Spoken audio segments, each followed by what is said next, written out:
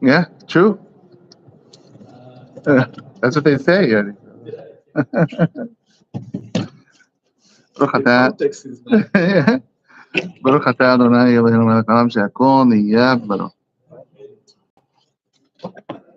All right, so a little different today because I thought it would be interesting for the yechave daat, maybe not do yechave daat just this week, because we had the situation in the Bet Knesset last week where one of our friends who lost his sister, so he's sitting shivah, but he can't get a minyan in his house. And so he's been coming to the Bet Knesset every day, and it leads to a few interesting halachot. So I figured it'd be interesting to talk about this. And he wants to be hazan, which adds another layer to it. So usually you have a guy who's lo alenu, who's sitting shiva, he's an avel, someone passed away, and so they pray in the house. That's the optimal thing, is pray in the house for 7 days. Question number one is, should he be hazan? Now, we're not talking about him. I'm not picking on anyone. I'm just saying halachically. It's the law. He wants to be hazan every tefillah. He's not here today. I don't know where he is. But he wants to be hazan. So this concept of being hazan, when someone's avel, is brought by the Ramah, Ramoshe Isilis, in Shulchan Aruch, Yoreh De'ah. The Ramah has a long piece here where he says a lot of different things that someone who's sitting shiva can do. Very long piece. And he says one of the things is to be hazan. Here's the Ramah. The Ramah says it's a minhag to say the Kaddish. It's a very long piece, very long. It's Siman 376 in Yoreh De'ah, if you want to look it up later. 376, Seif Daled 4. He goes through the burial process, Yoshev Seted Elyon, all these things. Says Kaddish for the person. To do maftir, he says, Kaddish Yatom. He says the minhag, it's a mitzvah. He says to fast on the yortzeit. This is for the Ramah. This is Ashkenaz. And then he says, on the day of the yortzeit, this always say Kaddish. Umi she'odeh litpalel kol tefillah mitpalel. On the yortzeit, if you know how to pray, you should be the hazan. And then he goes on and on and on and says a lot of different things.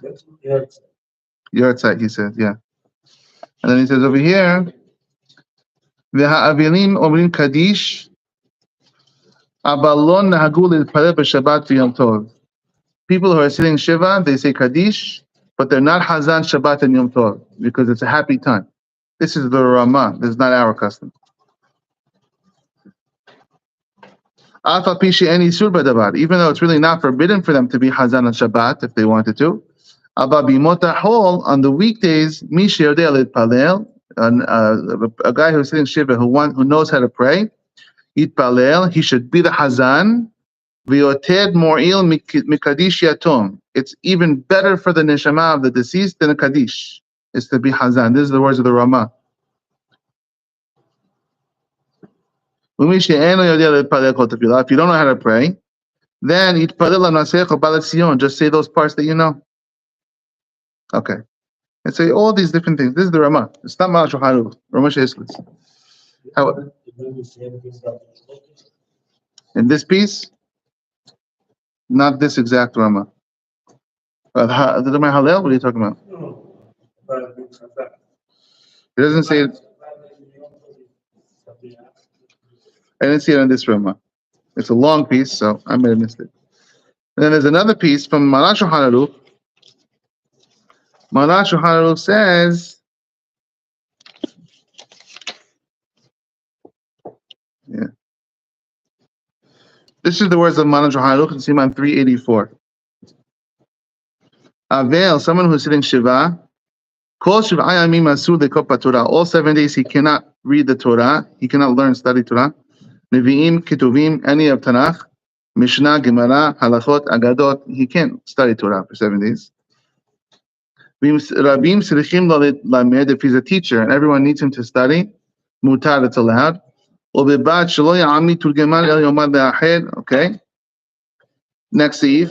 Im ha'avel kohen, if the avel is a kohen, the en bebet haKnesset kohen ahed, and there's no other kohen in the shul besides for him, asur lo la'alot the Torah. He still can't go up for kohen, for the Torah. And someone who's shivah doesn't get aliyah on the weekdays. Says the Rama, im en sham, this is not the Rama, sorry, Ma'anan Shulchan Aruch. Listen to his words. Im en sham mi she'yitpalel leotzi et harabim midei habatan. If there's no one else to be hazan, see how he says this? Im en sham mi she'yitpalel, if there's no one else to pray, leotzi et harabim midei habatan, to include everyone in their obligation of prayer, yachol ha'avil yitpalel leotzian, then you can be hazan. So the Ramadan Shulchan says straight out, it seems that an avel should not be hazan. So straight out, unless there's no one else. Okay, so that's where it all starts. So let's see Chacham Yitzhak Yosef. So he says over here,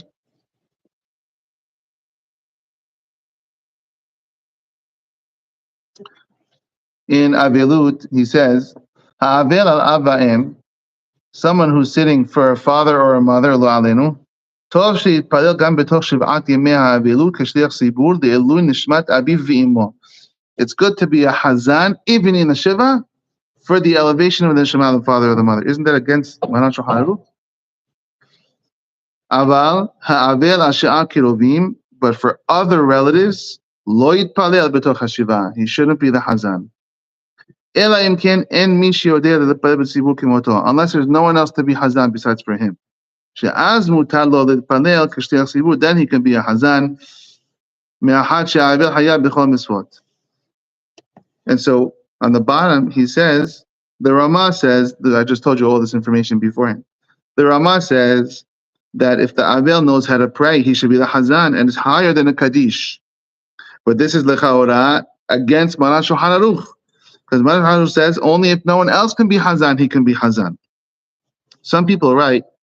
If you look at Ma'anan Shulchan Aruch's words again, Im en sham mi she'yitpalel lehotzi et harabim yedei chobatan. Why did he have to add that second part? Im en sham mi she'yitpalel. If there's no one else to be hazan, lehotzi et harabim yedei chobatan, to include everyone in their obligation. What do you have to add that for? Then you could be hazan. So they say, Ma'anan Shulchan Aruch is talking about a shul that they don't know Hebrew. So the people don't know how to even pray the Amidah at all. So they're all going to be relying on the hazan to cover them, mamash, for their Amidah. They don't know how to pray, like in the old days, in the old generation. But in our generation, where we all know how to pray, so we already fulfilled our obligation. Ma'anan Shulchan Aruch would say you could be hazan. That's where the differentiation comes in, and that's what they say. However, Sfaradim, us, we say, be hazan only for the mother and the father, but any other relative, no, better not to be the hazan. Now, this person is not following the Sephardic custom, and he knows he's not. He's following the Chabad custom. It's his sister.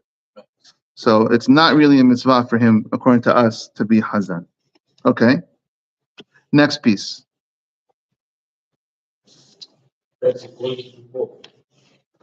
The Rama doesn't differentiate. The Rama says, be hazan. Wait, does the Rama say the words father and mother? I don't think so. You caught that? The Rama says, Mi she'odeh l'yitpalel, yitpalel. He doesn't say which one it's for. Okay, next piece. Now, he's here. He's in our Beit Knesset, and they're not praying in his house. And now he's hazan. There's another halakha. Yeah, because the problem is, in the house of the Avelut, you don't say Anna. No. No, it's the same halakha. Yeah, same halakha. But the next step is Anna, which we talked about last week, right? So in the shivah house, there's no tahanun, there's no Anna. Why? Why no Anna? There should be Anna. It's a sad thing, no? Shivah house. Why is no Anna? So there's a couple of reasons.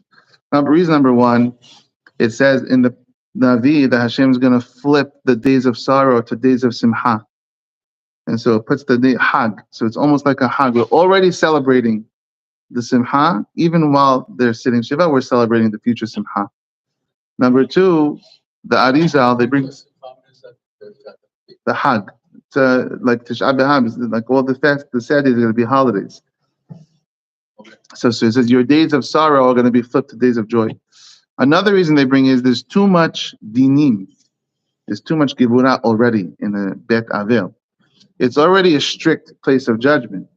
So just like, I think the Hidah says this, just like we don't say Tahanun by Arbit at night. Why? Because there's already too much judgment at night. Leave it alone. Don't give them more power to the dark side. So we don't say Ana at night. So the same reason, there's already so much judgment in the house. Don't say Ana at all. Leave them alone. And he brings a lot of... Well, by the Sion is a whole another question. It's a big mahloket. And so let's see this halakha. Halakha about Ana Vidui. Malash Hanuv says, Nahagu shelo lipol al penehem lo bebet ha'avel v'lo bebet ha'hatan. There's no Ana, there's no Tahanun in a groom's house and in an Avel's house, lehavdil. And not in a Bet Knesset if there's a Brit Milah, or if there's a groom. A Hatan comes to the Bet Knesset in the 7 days that a Hatan comes to the Bet Knesset, we don't say Tahanun, right? So what about when a Avel comes to the Bet Knesset? The same halacha? Why not? Should it be the same halacha? Right? If a Hatan comes to the Bet Knesset, I'm not getting married. I got married 15 years ago. Why do I not say Anna? Because he's here. So because he's getting married, everyone else has to follow him and not say Anna, because it's a happy day for him. And so it's the same thing. When our friend comes because he's sitting Shiva, he doesn't say Anna. Avel doesn't say Anna. So the same thing. The whole shul should turn around, not say Anna. Is that the halakha or is it not the halakha? Why? Why? You're right, that's the halakha. The halakha is by the Hatan, we all follow him. When it comes to happy times, we all chase the happy times. When it comes to the Avel lehavdil, we say, oh, we're not going down where you're going. You come here, don't take us down with you. You don't say Anna yourself, we're saying Anna. We're not following you. That's the halakha.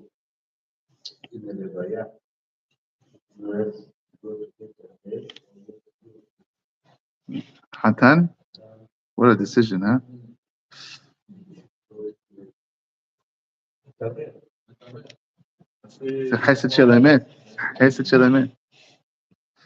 One of the rabbis in Deal, the Rosh Kollel Rabbi Diamond, and Mordechai, Rabbi Diamond from Deal, New Jersey, is the Rosh Kollel over there. He said one time, I heard him say, what's called the epitome of being Jewish? Going from the Bet Avel to the wedding. And he says, as a rabbi also, he said, as a rabbi, you have to go to the Bet Avel, cry with someone, and then a half hour later, they're expecting you to go dance with someone at a wedding. Like it's a flick of switch. It's called being Jewish. I'm supposed to feel however Hashem wants me to feel. So when it comes to Avelut, when it comes to saying Vidui, Hazan. So that we're going to add two things. That's why we're building it this way. So number one, we said he shouldn't be Hazan, but if he's Hazan, he's Hazan. Number two, he's not supposed to say Anna, but we're supposed to say Anna. So the third question is, what do we do when he's the Hazan? That's the question. Okay. So just regarding the Avelut, the Anna in the Shiva house, he has a very nice piece here. I encourage you to check it later. If you look at the Avelut book in Yalkut Yosef, page 452. There's nice stuff down here. And he says stories about how people passed away, even though they put the body in one house just to clean the body. They said, if they pray in that house for the week, don't say Anna. Why? The Arizal says that the neshama of the deceased person visits the Shiva house every day of Shiva. And so you cannot say Tahanun. It's not good for the neshama. It's a whole interesting piece down there. So the last question is what you just brought. Let's put two of them together. Number one, we said, according to the Ashkenazim, the Rama says it's good for an Avel to be Hazan. Very good. During the Shiva days. Manaj Haruf seems the opposite. Better don't be the Hazan during the Shiva days. Hacham Vadia, he goes with the difference. He says, no. Maran Shaharuch is talking about A, in those days, and B, he's talking about for sisters and brothers, lo alenu. But he's not talking about parents. When it comes to parents, even Sfaradim, be a hazan for the parents. It's okay. Hacham Vadia and Yabi'a Omer, Helek Dalid, Siman Lamed Bet, I think. He writes that when his mother died, Hacham Vadia, he was hazan during the 7 days for his mother. That's how strong he held that Sfaradim can be hazan for the parents. And he says, V'chin ra'ui lehorot. Tell the people it's okay, let them be hazan, but not for anybody else besides for the parents. The question is, so now we have our person, one of the members of this shul, who lost a sister. He doesn't have a minyan in his house. So he's coming to the shul now for 7 days. This is the shivah minyan. So while he's here, he can't say Anna, but we have to say Anna. And he really shouldn't be hazan, but he's insisting because he's following the Chabad custom. So we're letting him, he's a member of the shul, we're letting him follow. So he's hazan, and now it comes to Anna, and he's the hazan. What do we do? Do we say, he's not allowed to say Anna? Almost would be better if he was not the hazan. That would be ideal. But he wants to do it. And so the halakha is, the whole album, he can't do it. But he also wants to be the hazan. You want two things that are contradicting themselves. You can't have both. And so, im en minyan bebet ha'avel, if there's no minyan in this person's house, uba ha'avel bebet ha'knesset kedei lomar kaddish, so he comes to the shul to pray. V'lashmo kiddusha, tzerichim lomar vidui. We say Anna, about im ba lebet ha'knesset be'erev ha'shema, okay? And he says, where's the halakha I want? In this case, if it's just everything in the house, you do not be hazan. Even in the house, he should not be hazan lefilas faradim, correct? He says, where is it? If the avel is the hazan in the shul during the shivah, and it comes time for tahanun, he needs to say the tahanun. Because we beat him, we outweigh him. We all have a chiyuv to say it. Even though he's going to say, I don't say tahanun, you need to say the tahanun anyway, because now he's leading it for us. And again, when it comes to the hatan, we'll follow the hatan. When it comes to the avil, we're not following you. Sorry.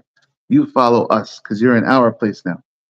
And so he has to say the Anna. And that's why we told him this week, when it comes to Anna, say the Anna. There's one more thing, which doesn't apply to him, which is Kohanim. Because you don't do Kohanim. It's a big question if you do Kohanim in a Shiva house, Machoket.